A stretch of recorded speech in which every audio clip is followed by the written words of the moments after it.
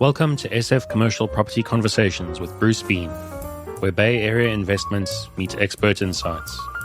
Get ready to unlock the strategies of commercial real estate success.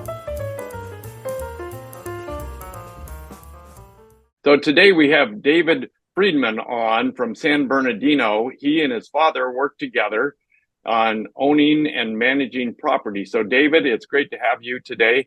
I'd love to hear kind of your history of how you got into real estate and then again, how your father came in with you. Thank you. Thanks for having me, Bruce. Nice to see you. So my name's David. My father and we started Realicore together back in 2011. I got my real estate license when I was 18. I sold 16 houses my first year, and I was like, damn, I think I'm pretty good at this. So started doing it full time while I was going to college. Wanted to drop out, but my grandpa wouldn't let me. So finished college and did real estate. This was so around 2011, the market had kind of bottomed out and it was starting to come back up. We had clients who were not buying a house because the carpet was dirty. And I tried to explain to them that, there's $100,000 in equity here that you're missing out. And so we started to flip houses. We saw the opportunity. From there, it kind of became a little monotonous, and I was trying to, keep my mind busy, and I wanted to solve some serious world issues. And so, and the writing was on the wall too. HGTV made flipping really cool, so our margins just kept going and shrinking and shrinking and shrinking. So, Oh, interesting. probably about 5 or 6 years ago, we got out of flipping and we started investing in commercial real estate. And my father had his accounting office in downtown San Bernardino for 35 plus years. And so, even though maybe a lot of people look down on San Bernardino, there was a lot of opportunity and Oh, yeah. vacant buildings. So we kind of made it our oyster, and we've been buying properties now for let's see. I think we bought our first commercial property in downtown San Bernardino 8 years ago, like a little restaurant building. We renovated it, got a tenant in there, and then it kind of clicked like, this is fun. This is cool. This is unique. I'm not choosing like a warm paint scheme or a cool paint scheme for a house, and it's not the same boring thing.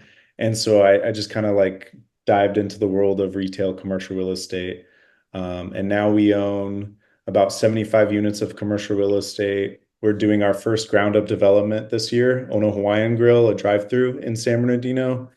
And we're also building out a second location for our boba shop, Viva La Boba. So here we are. We've just been going full speed since 2011. Wow. So tell us a little bit about Viva La Boba. That sounds interesting. So Viva La Boba is like it's really the child of my girlfriend and I, Tansu Philip. We wanted so part of our revitalization of downtown San Bernardino, there wasn't really a coffee shop, there wasn't really a place where a community could congregate. And so instead of doing a coffee shop, we were like, hey, well, we love boba. We had been on a lot of boba dates, and we're like, we can figure this out, no problem. I had a building that I bought. And so we started going to other boba shops. A lot of them were very open and welcoming with their advice on what to do. And Wow. so we learned all the recipes ourselves, and we figured it out. We built this brand, and so it's been open for about 5 years now. And it all plays into real estate as well. It's not just, a tea and coffee shop.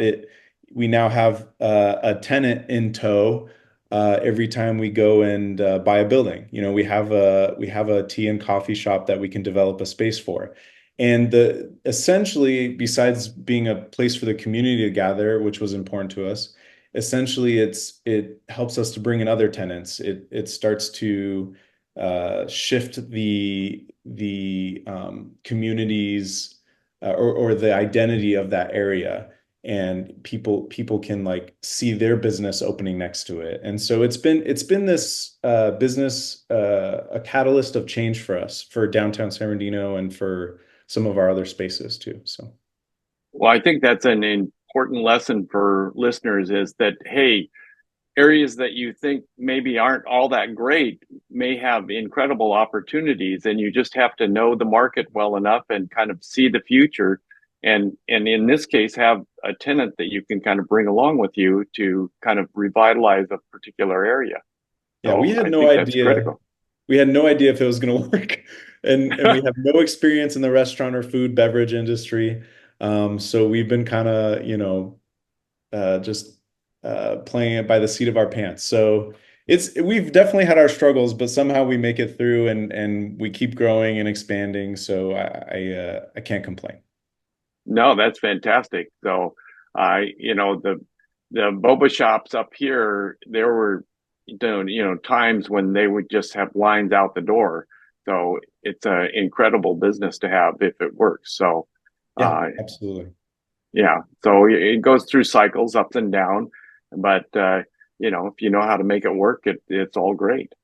Yeah, it's all about customer service, cost control, and a good quality product, and people will come. They'll keep coming back. So No, that I think that's a very critical thing for owners of real estate and even people leasing out, that quality sells. So you got to absolutely. keep after it and go from there. So you do also do some property management, kind of third party property management for other owners. So how's that going? It's good. We I got into property management maybe a couple of years into my real estate career, and I hated it. And Well, and rightfully so. yeah, Yeah. it's tough, man. Like no one's ever Oh yeah. happy.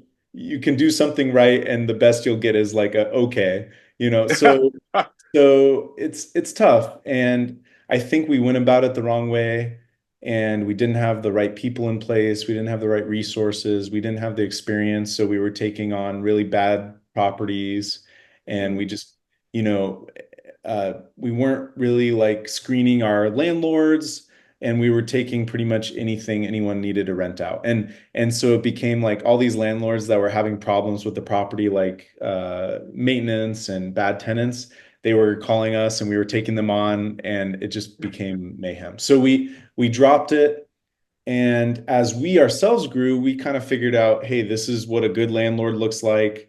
And as we grew, we're like, okay, well, we either manage our properties ourselves or we trust someone, we hire a property management company. And I realized, like, okay, even if we don't like property management, we need to have a strong backbone in it, because it's inevitable. If we want to grow and have more units and be in real estate, we just it's either hire someone and trust them, which is hard, or do it yourself. And so we decided to do it ourselves. So I dived back into it.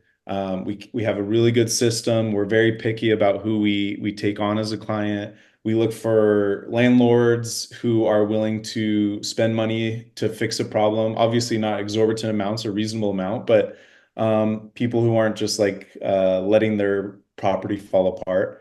And we're really particular about screening our tenants and making sure they can afford the rent, and that they are reliable, whether that's residential or commercial. So now I love property management. We make a good amount of money off of it. It's a good part of our company's revenue, and like taking on other clients helps bring in revenue to build my team so that I have more capacity for my properties. So it's been really good working with these clients and kind of like building up this team so that we can keep doing more of what we want to do. Now I love it. So. That's interesting. So are you using a property management software? Yeah, we use Buildium, which I think primarily started as like residential, but they've really in the last like 2 years been adding a ton of features for commercial. Now they have like CAM reconciliation. They let you track multiple years of rent. So it used to be like you could 1 year at a time, and then you'd have to reset it and do it. Now I can put in if I have a 5 year lease, I can each year it'll automatically change the rent, all that stuff. Oh, So. wow. It's Oh, it's been good. I've heard good things about Yardi, and I've heard good things about Appfolio, but so far we've had a great experience with Buildium. yeah, we use Buildium in our office and it's been Yes. great. Love it. We should have referred each other now. Ah, dang. All right. Yeah, no, that's good. Definitely. So are you doing any multifamily? Yeah, I have 6 units that I own myself. Honestly, I'm not a huge fan of multifamily. The market has squeezed it so hard right now. So like if you're trying to get into it right now, it's nearly impossible to make money. Um, if you have a single family house that you rent out, uh, the walls aren't shared with another wall. You don't have a lot of like Right. community or neighborhood or neighbor issues. With multifamily, that seems to like take up 80% of our time is just the issues from one tenant to the next. They did this or so. Yeah. One day I'll probably get into it because like we just bought 5 acres of land in downtown San Bernardino and we want Oh, to wow. it's going to be zoned for 400 units, Oh my gosh. mixed use. But so I don't know. I probably will, no matter what, get into it. I'll figure it out. But yeah, as of right now, I don't really like multifamily, unfortunately. No, So well, I can't blame you for that. It's the toughest business out there, no it doubt is about tough. it. Yeah, Yeah. it's tough. So you have some single family, you have some commercial. What's your mix? Yeah, I would say so mostly commercial. We manage about 150 units of commercial, and I think right now we're 75 to 80 units of residential. The residential is consistent. We make more money on the commercial, and I like commercial a lot more. Again, it gets, kind of just a little more creative juices flowing. Um, Right. but, it's not every day that it's not like you have a whole community of shopping centers like you have of tract homes, right? So we have a couple shopping centers that we manage. I really love those. Nice grocery anchored shopping center, easy to keep the tenants happy, easy to keep them there. They get a lot of business. And then we have a couple of like strip mall, 4 unit, 8 unit shopping centers. And yeah, I honestly commercial is you can make a lot of like let's say on the one shopping center we manage in Redlands the amount of money we make is it's as if we took on 20 single family homes to manage. So Oh, so it's wow. just you can scale so much quicker with commercial. Yeah. But single family The, home residential is pretty good too. sounds like you don't have any office space that you own or manage.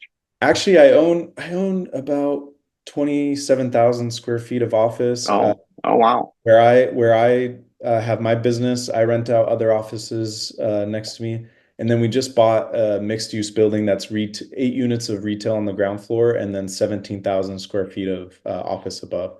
So Oh, wow. it's obviously an asset that's hurting right now, but um, so I'll give you the address. It's 570 West 4th Street, San Bernardino. We bought that about 4 or 5 months ago. 37,000 square feet. It only came with one tenant in it. It's a nail salon, and they were Oh, taking wow. 1,400 square feet. And we've leased up 70% of it, and half of that is office tenants. So, office is strong in downtown San Bernardino. I think it's because there's not a good product in downtown. Like a lot of, like, just being honest, a lot of the office product has burned down or is just in horrible shape. So, I think, we've been able to attract some good. We have, uh, I think, like 6 or 7,000 square feet leased out to therapy and counseling services. Oh, So, yeah. That's so as big. far as like where the office model is shifting, I was surprised to find out that like, yeah, therapy and office is not fully online, and that they still need a lot of office space, and so we're happy to provide it. No, that's fantastic. Yeah, I have the same situation up here. A lot of therapy offices are expanding, so That's it's great. great. Yeah, Yeah. keep it coming. Well, well, David, thank you for coming. How would people get a hold of you? They can follow me on Instagram at Realicore Real Estate. They can go on our website, realicore.com. They can come visit us at our boba shop in downtown San Bernardino or our Yeah, second location, downtown Redlands. Just come say hi. that would be great. I would love to do that. If you're up this way in San Francisco, let me know. We'll Look do. We forward to take meeting you. we take the breeze from San Bernardino Airport. They just added a few years ago, so we fly into. You're in East Bay or SF, right? No, we're in SFO, but East Bay is not far. Okay. So Well, one of yeah, these days I'll come out. All right. No, that'd be great. We'll look forward to it. That's a wrap on today's journey through the SF commercial real estate scene. Ready to share your story? Visit sfcommercialconversations.com/guest. Your insights could lead the next conversation.